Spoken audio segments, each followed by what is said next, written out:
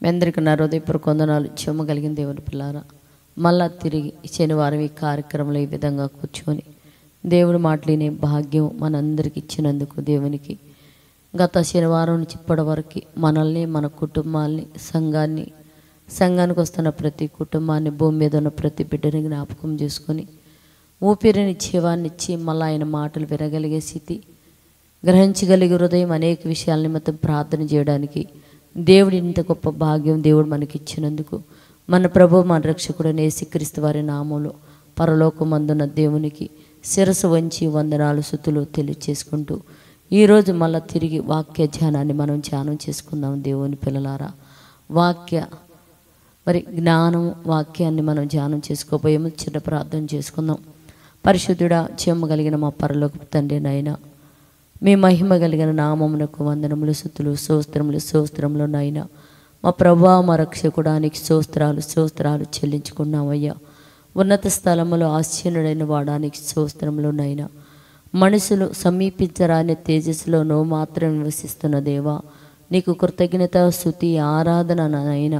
ఇదిగో తండ్రి, ఈ దినమునైనా కొద్ది మాటలు మేము సంగముగా, స్త్రీలుగా కూడుకొని మాట్లాడుకుంటుండగా, వాక్యం ధ్యానం చేసుకోబోతుండగా నైనా నీ దయాన్ని, కనికరం మా ఎడలు ఉంచి వినగలిగే చెవిని, గ్రహించగలిగే హృదయాన్ని బిడ్డలకి మనం అడుగుతున్నాం. సహాయం చేయండి తండ్రి నైనా. ఎంతమంది అయితే జూడిత CGCని సబ్స్క్రైబ్ చేసుకొని చూస్తున్నారో వారిని, వారి కుటుంబాలని మీరు ఆశీర్వదించండి, దీవించండి తండ్రి. వారి కుటుంబాలు ఇప్పటివరకు ఎన్నో మేలులు చేసావునైనా. నీ సన్నిధానంలో బిడ్డలు ఈ మాటలు వింటూ నీ వైపు తండ్రి అని పిలిచి సహాయం అడిగినప్పుడు అయ్యా, వారి మొరలు ఆలకించి సహాయం చేయమని అడుగుతున్నాము నైనా. వారి జీవితాలు ఇప్పటివరకు నువ్వు చేసిన మేలులు వందనాలు చెల్లించుకుంటూ నాయన. ఇదిగో తండ్రి, నన్ను కూడా ఆత్మచేత అభిషేకించి నీ పిల్లలతో మాట్లాడి మహిమ పొందమని మా రక్షకుడు నీ కుమారుడు యేసు పరిశుద్ధ నామములో ప్రార్థన అడుగుతున్నాము తండ్రి, ఆమెన్. మీ అందరికీ మరొకసారి హృదయపూర్వక వందనాలు చెల్లించుకుంటూ ఈరోజు మనం కొద్ది మాటలు ధ్యానం చేసుకుందాం. దేవుని పిల్లారా, మన జీవితంలో దేవుడు మనకి మేలులు చేస్తుంటాడు, అద్భుతాలు చేస్తుంటాడు. అలాగనే దేవుని పనిలోనూ నిజ జీవితంలో కూడా మనకి కొన్ని శ్రమలు, అంటే కొన్ని పనులు శ్రమల రూపంలో మనకు ఇస్తూ ఉంటాడు దేవుని పిల్లారా. అలా ఇచ్చినప్పుడు ఆ శ్రమకాలం దాటినప్పుడు మనం తృప్తి పొందుతున్నామా, ఆనందిస్తున్నామా, దేవుణ్ణి ఆ శ్రమకాలంలో ఘనపరుస్తున్నామా అనేది మనల్ని మనం పరీక్షించుకొని పరిశోధన చేసుకోవాలి. దేవుని పిల్లారా, మనం ఏదైనా ఒక వంట కానీ, ఒక పిండి వంట కానీ, లేకపోతే ఒక ఆహారం సిద్ధం చేసేవాళ్ళం, ఎందుకంటే ఆడవాళ్ళమే ఉన్నాం కనుక ఆహారం చేసే విషయంలో ఆ పని భారం పెట్టుకున్నప్పుడు మనకి చాలా ఇబ్బందిగా ఉంటుంది. ఇది చేయగలనా, చేయలేదని ఇబ్బందిగా ఉంటుంది. కానీ ఆ పని సంపూర్ణంగా నెరవేర్చాక దాన్ని చూసి మనం ఏం చేస్తామంటే చాలా తృప్తి పొందుతాం, చాలా ఆనందపడతాం. ఎందుకు, అమ్మో చక్కగా ఇచ్చిన పనిని సంపూర్తి చేయగలిగానమ్మ, చాలా చక్కగా అయిపోయింది ఈ పనిని. మనం ఆ పనిని బట్టి సంతోషపడి, ఆనందపడి ముందు పడ్డ శ్రమ అంతా మనము మర్చిపోతాం. అలాగనే ఒక గర్భిణీ స్త్రీని తీసుకోండి. 9 నెలలు మోసి, 9 నెలలు బిడ్డని గర్భము మోసి కనిన తర్వాత ఈ 9 నెలలు ఆ నొప్పులన్నీ కూడా మర్చిపోయి ఆ బిడ్డను బట్టి సంతోషపడిద్ది. అలాగనే మనం కూడా క్రీస్తులోకి వచ్చిన మనకు కూడా శ్రమలు వచ్చినప్పుడు, ఆ శ్రమల కాలం ముగిసిపోయినప్పుడు మనం ఎంత తృప్తిపడి ఆనందం పొందేవారిగా ఉన్నామా, లేదా క్రీస్తుని, దేవుణ్ణి విడిచిపెట్టి అమ్మో నా కొద్ది శ్రమలు అనుకొని భయపడి వెళ్ళిపోయేవారిగా ఉన్నామా? అంటే వాక్యానుసారంగా జీవించడానికి, దేవుని హత్తుకోవడానికి ఇష్టపడుతున్నామా? శ్రమకాలం వచ్చినప్పుడు దేవుని విడిచిపెట్టి పరిగెత్తే వారిగా ఉన్నామా, బయటికి వెళ్ళే వారిగా ఉందామని మనం ఒక్కోసారి బైబిల్ గురించి మనం జాగ్రత్తగా ఆలోచిస్తే దేవుని పిల్లరా, మనకు ముందు కాలంలో వచ్చిన యోబు గారికి ఒక శ్రమ దినం వచ్చింది, ఒక కష్టకాలం వచ్చింది. దేవుని పిల్లరా, ఏంటి ఆ కష్టకాలం, ఆ శ్రమ దినం అంటే ఒక్క దినమని ఆయనకున్న ఆస్తులన్నీ పోవటము, తన 10 మంది బిడ్డలు చనిపోవటము, తన శరీరానికి తల మొదలుకొని అరికాల వరకు భయంకరమైన వ్యాధి అనేది అతనికి వచ్చింది. అంటే ఒకప్పుడు చూస్తే ఊజు దేశంలో అందరికంటే చాలా గొప్పవాడు, ధనవంతుడు, ఆయన కూతుళ్ళు, కొడుకులు సౌందర్యం కలిగిన వారు, బహు సంపద కలిగిన వారు, ఇతరులకు సహాయం చేసేవాడు, మాట ద్వారా, క్రియ ద్వారా సహాయం చేస్తూ ఒక భక్తిపరుడుగా బ్రతుకుతున్న యోబు గారికి ఒక శ్రమకాలం వచ్చింది. ఈ శ్రమకాలం వస్తే 10 మంది బిడ్డలు చనిపోవడం జరిగింది. అలాగనే మనం చూస్తే ఉన్న ఆస్తులన్నీ పోవటం జరిగింది. అతనికి అనారోగ్యం కూడా వచ్చినట్టుగా మనం చూడగలుగుతాం. ఇలా వచ్చినప్పుడు తన భార్య వచ్చి యోబు గారిని ఒక మాట అంటుంది. యోబు గ్రంథము 2:9 మనం చూస్తే అతని భార్య అతని దగ్గరికి వచ్చి ఏం మాట్లాడుతుంటుంది. అతని భార్య అతని దగ్గరికి వచ్చి ఏం చెప్తుందంటే, నీవు ఇంకను యథార్థతను వదలకుందువా అంటే ఏంది, ఇంకా నీ భక్తి జీవితం నీ విశ్వాసం కొనసాగించడానికి ఏముందని, ఇదిగో ఆస్తులు పోయినాయి, బిడ్డలు పోయారు, నీకున్న ఆరోగ్యం కూడా పోయింది, ఇంకా యథార్థతను వదలవా, ఇంకా భక్తి జీవితం వదలకుండా ఉండటానికి ఏముందని, ఇంకా యథార్థతను వదలవా నువ్వు, దేవుని దూషించి మరణము కమ్మని అని చెప్పంగానే అంటే ఇంక ఏమి లేదు కనుక దేవుని దూషించి ఇక మరణం కానని చెప్పి తన భార్య చెప్పంగానే, కానీ యోబు తన పొందిన బాధల వలన, వేదనల వలన, అనారోగ్యం వలన తృప్తి పొందుతున్నాడు. దేవుని పిల్లారా, ఎలా తృప్తి పొందాడో తెలుసా? ఇక్కడ ఒక మాట చెప్తున్నాడు. ఏమని? అందుకతడు మూర్ఖురాలు మాట్లాడినట్లు నువ్వు మాట్లాడుతున్నావే, మనం దేవుని వలన మేలు అనుభవించదమా, ఏమంటే మేలు అనుభవించదమా, కీడు మనం అనుభవింప తగదా అని చెప్పి, అంటే మేలు అనుభవించాము కదా, కీడు అనుభవించొద్దానని ఆ కీడు వచ్చిన కాలంలో మరి ఎలా సంతోషపడుతున్నాడో మనం చూస్తే దేవుని పిల్లారా, అదే యోబు గ్రంథం 1:21 కింద ఒక మాట చెప్తున్నాడు. ఏమని తెలుసా? నేను నా తల్లి గర్భంలోంచి దిగంబరిగా వచ్చి దిగంబరిగా తిరిగి వెళ్ళేదను, యెహోవా ఇచ్చెను, యెహోవా తీసుకొని పోయిను, యెహోవా నామమునకు స్తుతి కలుగును గాక అన్నాడు. అంటే తను పొందిన ఏమంటే ఆ బాధల వలన, తన పొందిన ఇబ్బందుల వలన తను ఎంత పోగొట్టుకున్నా కూడా ఏమంటున్నాడు తెలుసా? నేను నా తల్లి గర్భంలోంచి దిగంబరిగా వచ్చాను, తిరిగి నేను దిగంబరిగానే తిరిగి అక్కడికి వెళ్ళేదను, యెహోవా ఇచ్చెను, యెహోవా తీసుకొనును, యెహోవా నామమునకు స్తుతి కలుగును గాక అని మాట్లాడుతున్నా. అంటే తన పొందిన దెబ్బల వలన, తన పొందిన హింసల వలన, తన భక్తి జీవితంలో ఏది పోగొట్టుకున్నా ఏం చేస్తానంటే దాని వలన అతని తృప్తి పొందుతున్నట్టుగా మనం చూడగలుగుతున్నాం, ఆనందిస్తున్నట్టుగా మనం చూడగలుగుతున్నాం. కానీ దేవుని పిల్లారా, బాధపడినట్టుగా ఏడ్చినట్టుగా నేను పోగొట్టుకున్నానని అనుభూతి అనేది అతనిలో మనకి కనపడలేదు అని చెప్పుకోవచ్చు. అంటే భక్తి జీవితంలో ఏది పోగొట్టుకున్నా సరే దేవుణ్ణి మహిమపరిచే విషయంలో వాళ్ళు ఎనుకు తీయలేదు. వాళ్ళు పొందిన శ్రమల వలన వాళ్ళు తృప్తిని పొందారని చెప్పేసి యోబు భక్తుడి ద్వారా మనం తెలుసుకుంటున్నాం. దేవుని పిల్లారా, ఇంకా మనం చూడగలిగితే 2 తిమోతి పత్రికలు అపోస్తలుడైన పౌలు గారు మాట్లాడుతూ ఏం మాట్లాడుతున్నాడు చూద్దాం. 2 తిమోతిలకు రాసిన పత్రిక, ఏమంటే 2 తిమోతిలకు రాసిన పత్రిక 4:7. 2 తిమోతిలకు రాసిన పత్రిక 4:7.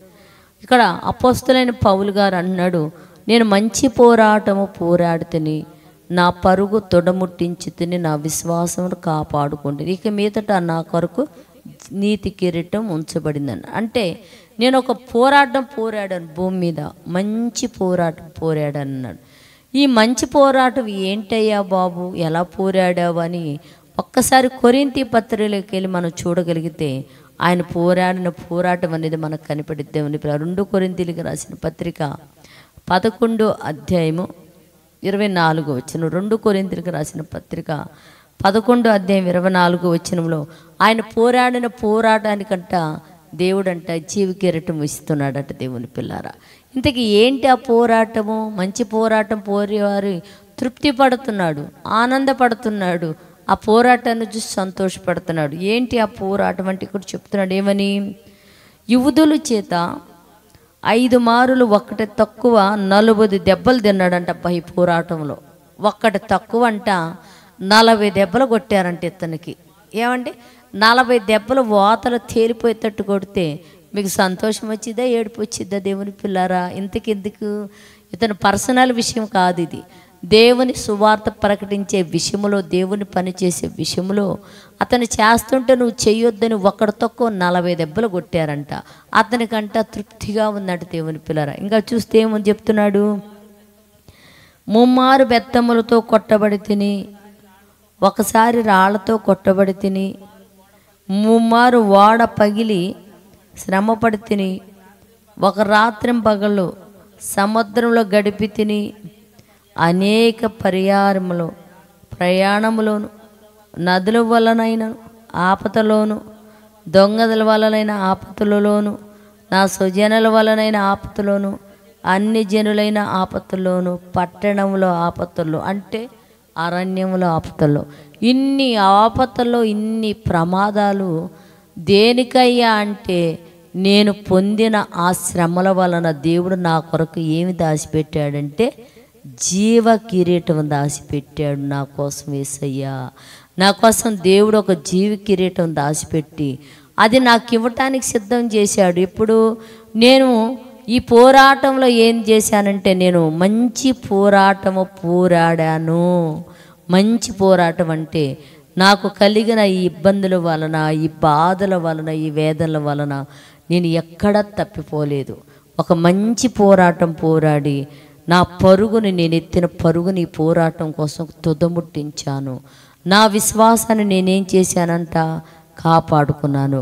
ఇక మీదట నా కొరకు నీతి కిరీటము ఉంచబడింది. అంటే నేను ఒక మంచి పోరాటం పోరాడనని, ఈ బాధలన్నీ అనుభవించడమే ఒక మంచి పోరాటం. అంటే దేవుడు తనకు నియమించిన ఆ బాధలు, అంటే సువార్త పనిలో దేవుడు ఏ బాధలైతే నియమించాడో అవన్నీ అంట అనుభవించిన తర్వాత పౌలు గారు ఆ బాధలను, ఆ శ్రమలను చూసుకొని, ఈ బాధల్లో ఈ శ్రమలో నేను ఎక్కడ పడిపోలా, నా విశ్వాసాన్ని నేను కాపాడుకొని ఇచ్చిన పనిని తుదముట్టించానని తన చేసిన పనిని బట్టి తను తృప్తి పొందుతున్నాడు. దేవుని పిల్లారా, ఆనంద పెడుతున్నాడు, సంతోషపడుతూ ఈ ఇదిగో ఈ నీతి కిరీటం నాకే కాదు, ఎవరైతే ఇలా శ్రమ పడతారో వారి విశ్వాసాన్ని కాపాడుకుంటారో, వారు పరుగు పందెం తుదముట్టిస్తారో, న్యాయాధిపతి యేసుక్రీస్తు వచ్చినప్పుడు ఇది నాకు, నాతో పాటు మీకు కూడా అయినా ఇస్తాడు. అంటే తన పొందిన దెబ్బల వలన తృప్తి పొందుతున్నాడు. దేవుని పిల్లారు ఎవరు? అపోస్తలులైన పౌలు గారు. అంటే యోబు గారు తృప్తి పొందుతున్నాడు. తను పొందిన శ్రమల వలన ఆ శ్రమలను చూసి తను తృప్తి పొందుతున్నాడు, ఆనందపడుతున్నాడు. దేవుడు నాకు ఇచ్చినది నేను చక్కగా నెరవేర్చానని. అపోస్తలులైన పౌలు గారు కూడానంట తను పొందిన శ్రమల వలనంట అతను తృప్తి పొందుతున్నాడు అని రాయబడింది. దేవుని పిల్లారు, అతను అపోస్తలులైన పౌలు గారు కూడా తృప్తి పడుతున్నాడు అంటున్నాడు. ఇక మనం చూడగలిగితే యెషయా గ్రంథం కూడా, ఒకసారి యెషయా గ్రంథంలోకి వెళ్ళి చూడగలిగితే మహానుభావుడైన యేసుక్రీస్తు వారికి కూడా ఒక తృప్తి కలిగిందంట. దేవుని పిల్లారా, ఏంటి ఆ తృప్తి అని చూస్తే యెషయా గ్రంథం 53 అధ్యాయం 11వ వచనంలో రాయబడిన మాట ఏంటంటే, అతడు తనకు కలిగిన వేదనను బట్టి తృప్తి నొందిను అని రాయబడింది. అంటే యేసుక్రీస్తు వారికి తనకు కలిగిన వేదనను బట్టి తృప్తి పొందాడంట. దేవుని పిల్లారా, అంటే తండ్రి అయిన దేవుడు ఇదిగోనైనా భూమి మీదకి వెళ్ళి ఈ భూమి మీద ఉన్న ప్రజలని అందరి నిమిత్తమునైనా వాళ్ళ తలల్లో పుట్టే ఆలోచన నిమిత్తం ఇదిగో నీ తలలో ముళ్ళ కిరీటం పెడుతున్నారు నైనా, వాళ్ళు చేతులతో చేసే పాపాలను బట్టి నీకు మేకులు కొట్టబడిద్ది, వాళ్ళు కడుపు కోసం చేసే పాపాన్ని బట్టి పన్నులను బట్టి నీ కడుపులో బల్యం గుచ్చబడిద్ది, వాళ్ళు నోటితో చేసే పాపాలను బట్టి, నోటితో చేసే వాటిని బట్టి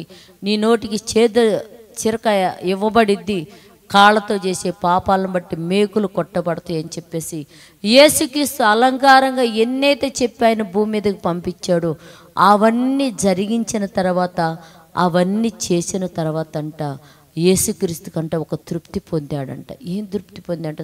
తన పొందిన శ్రమల వలన ఆయన తృప్తి నొందెను.